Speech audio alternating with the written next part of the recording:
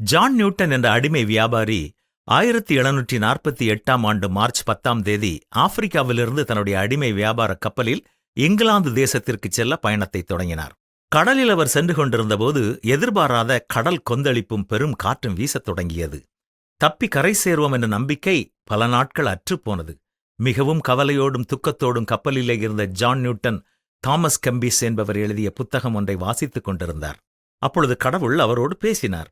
அன்றே தன்னை கர்த்தருக்கு ஒப்புக் கொடுத்து, தேவனே என்னை காப்பாற்றும் என்று கதறினார். கர்த்தர் அற்புதம் செய்தார்.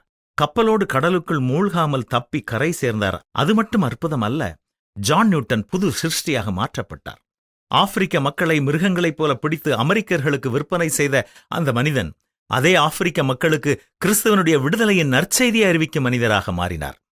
தான் பெற்ற அற்புதத்தைத்தான் அவர் ஒரு பாடலாக எழுதினார். அதுதான் amazing grace have sweet the sound என்ற உலக பிரசித்தி பெற்ற பாடல்.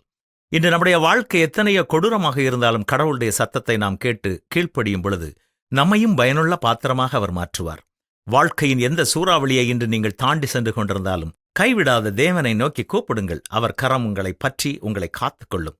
அது மட்டுமல்ல, பயனுள்ள பாத்திரமாக மாற்றிக்கொள்ளும். என்ன, ஆண்டவரை நாம் விசுவாசிப்போமா?